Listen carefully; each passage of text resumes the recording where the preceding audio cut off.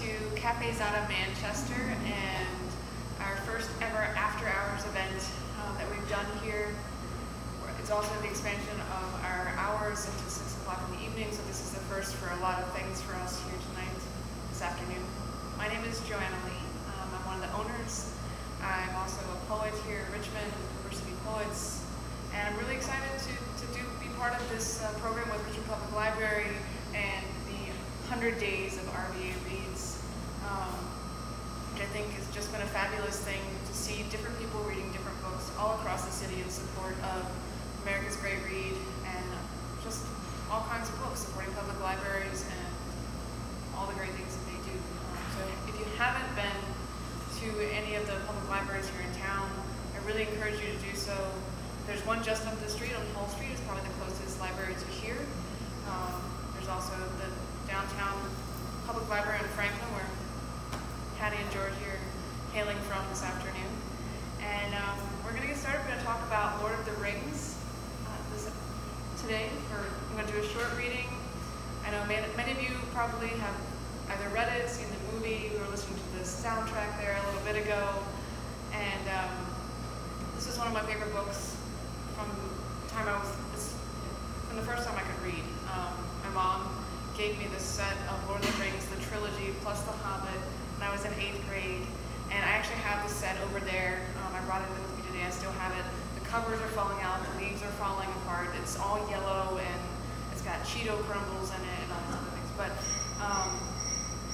it was just one of those books that really took me away, and I would always go back to it time and again in my life. I've probably read the whole series over 100 times. I'm no kidding. So I love this book, and I'm going to read a short passage from The Fellowship of the Ring, which is probably my favorite of the three, because it's when they're sort of banding together and they're building this fellowship, this brotherhood, to go on this quest. And the part I'm going to read from is when they've just set out and they are trying to find their path. They've tried going over the mountain, and it was too cold, and they were sort of foiled by the snow giants hurling rocks at them, and they have to find this other way around. So they've decided that they're going to go through the mountain into the mines of Moria, and that's where we're going to take things. So, a journey in the dark. It was evening, and the gray light was again waning fast when they halted for the night. They were very weary. The mountains were veiled in deepening dusk, and the wind was cold. Gandalf spared them one more mouthful each of the mirepoix of Rivendell. When they had eaten some food, he called a council. "We cannot, of course, go on again tonight," he said. "The attack on the Red Horn Gate has tired us out, and we must rest here for a while." "And then where are we to go?" asked Frodo. "We still have our journey and our errand before us," answered Gandalf. "We have no choice but to go on, or to return to Rivendell." Pippin's face brightened visibly at the mere mention of return to Rivendell. Merry and Sam looked up hopefully, but Aragorn and Boromir made no sign. Frodo looked troubled. "I wish I was back there," he said, "but how can I return without shame, unless there is indeed no other way and we are already defeated?" "You're right, Frodo," said Gandalf. "To go back is to admit defeat and face worse defeat to come. If we go back now, then the ring must remain there. We shall not be able to set out again. Then sooner or later Rivendell will be besieged, and after a brief and bitter time, it will be destroyed.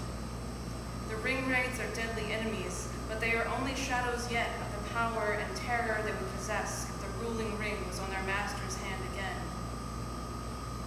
"Then we must go on, if there is a way," said Frodo with a sigh. Sam sank back into gloom. "There is a way that we may attempt," said Gandalf. "I thought from the beginning, when first I considered this journey, that we should try it. But it is not a pleasant way, and I have not spoken of it to the company before.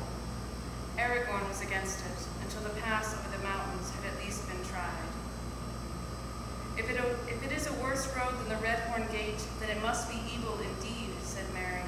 "But but you had better tell us all about it and let us know the worst at once.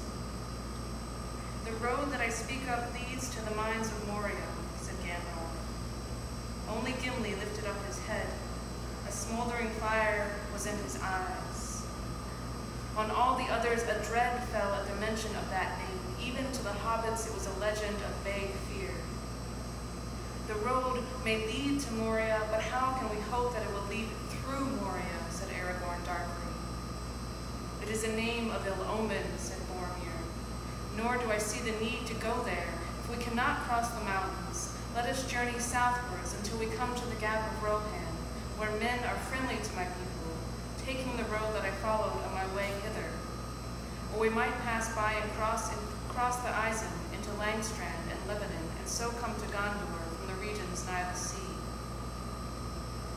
Things have changed since you came north, Boromir, answered Gandalf. Did you not hear what I told you of Saruman? With him I may have business of my own ere all is over, but the ring must not come near Isengard, if that can by any means be prevented. The Gap of Rohan is close to us while we go with the bearer. As for the longer road, we cannot afford the time. We might spend a year in such a journey, and we should pass through many lands that are empty and harborless, yet they would not be safe. The watchful eyes both of Saruman and of the enemy are on them.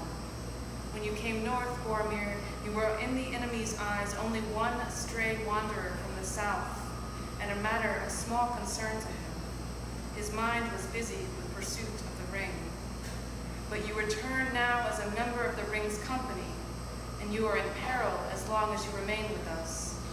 The danger will increase with every league that we go south under the naked sky.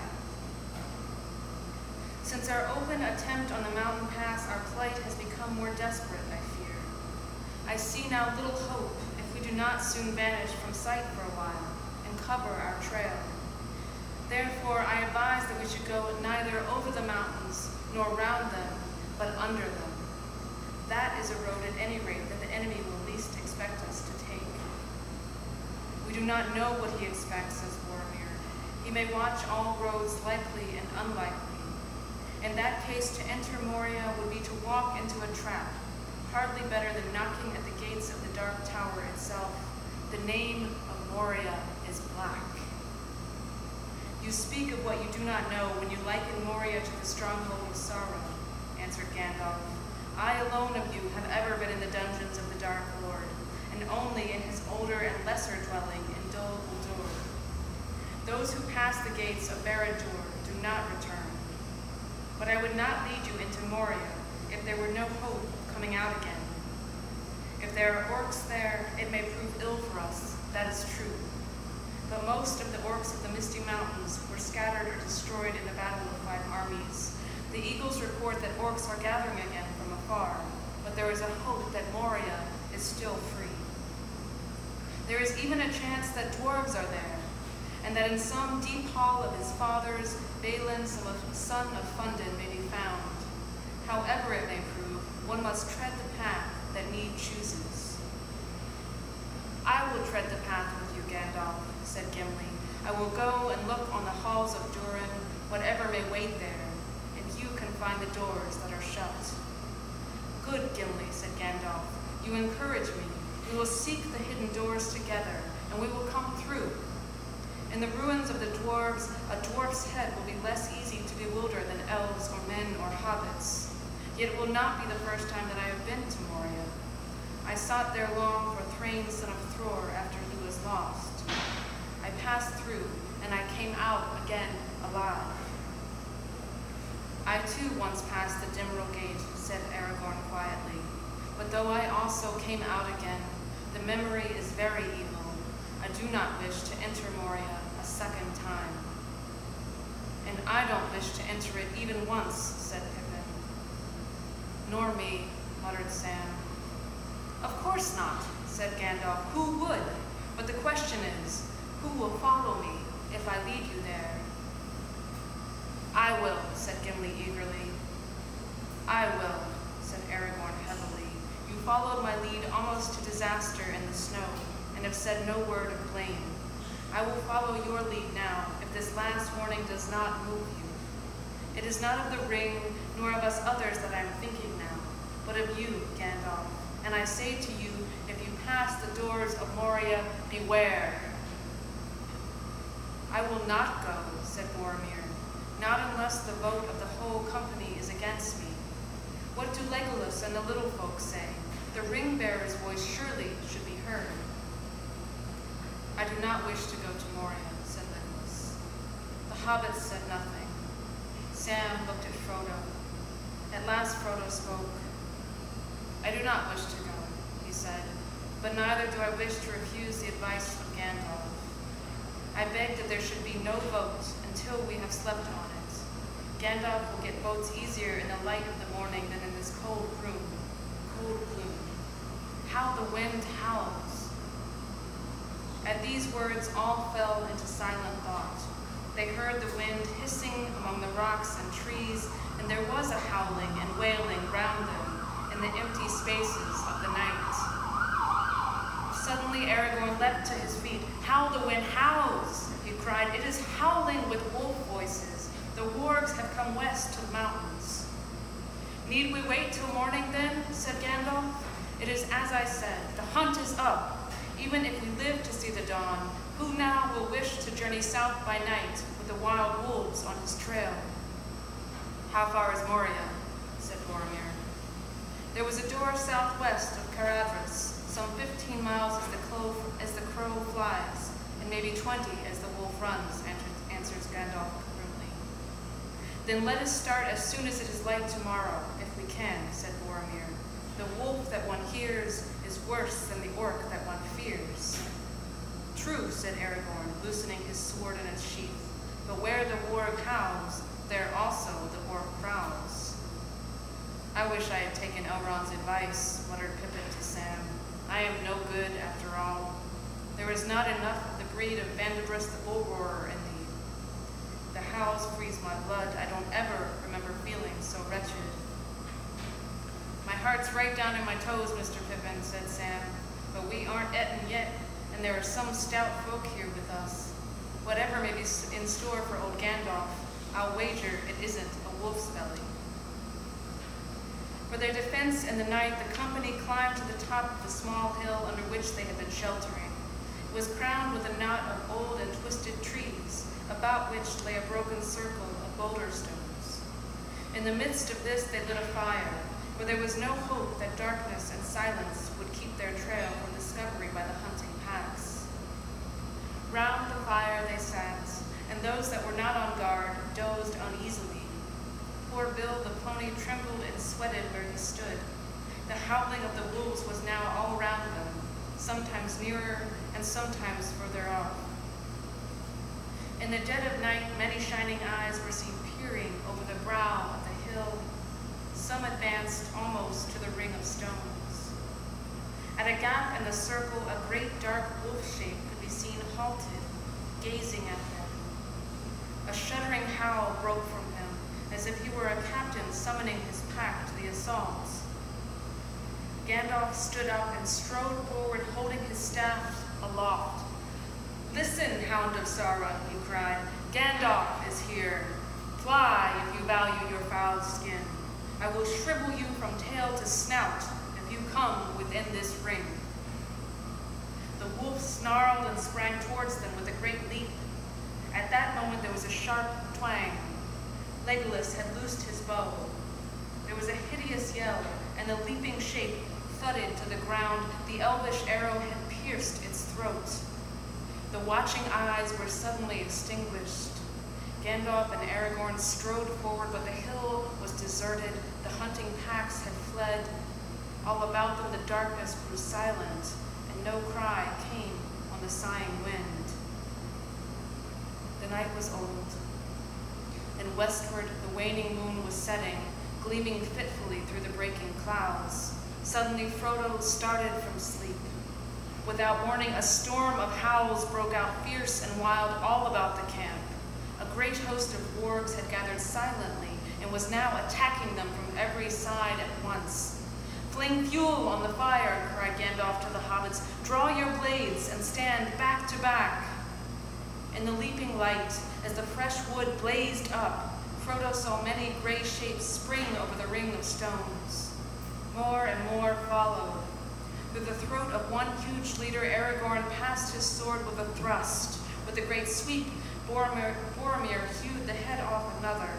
Beside them, Gimli stood with his stout legs apart, wielding his dwarf axe. The bow of Legolas was singing. In the wavering firelight, Gandalf seemed suddenly to grow. He rose up, a great, menacing shape like the monument of some ancient king of stone set upon a hill. Stooping like a cloud, he lifted a burning branch and strode to meet the wolves.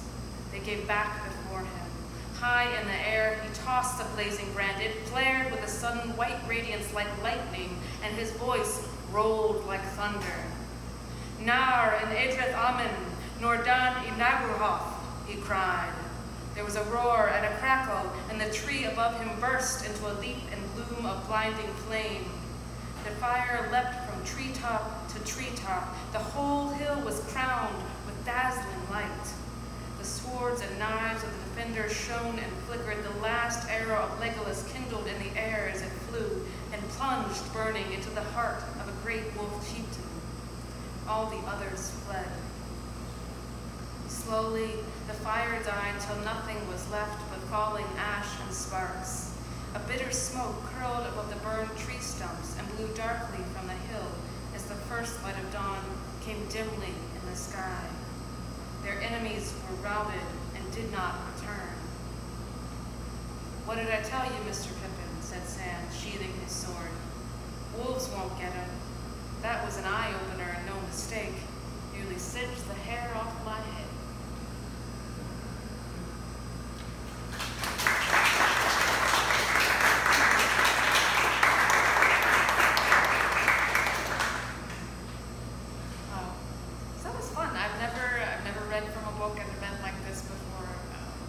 So I appreciate you guys coming and listening to me today, and I'm going to open it up here if anyone wants to read or wants to talk about the book or has anything they'd like to share, any common questions,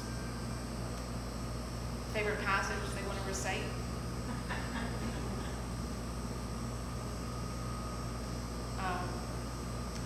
Well, if there are, feel free to linger around. We're here for another probably hour or so. So take a look around. We are also celebrating today here at Cafe Zada Manchester the grand opening of our Cupboard Under the Stairs, our little free library. Leave a book, take a book. We've already got a little collection started, and we thought that this would be an appropriate time to celebrate and open that, have the ribbon cutting ceremony for our Cupboard Under the Stairs as well. Even though it's a different series, I understand that. We also have a few lemon trees left. The lemon trees are seeds that grew from lemons that we used here in the shop. So they're local in the sense that they were made right here, grew right here in Richmond and were born at Zada. And they have the names of some of the characters. So we've got a Boromir over there, I think still, maybe a Legolas. And there is a date poem as well with Saruman, who's a little darker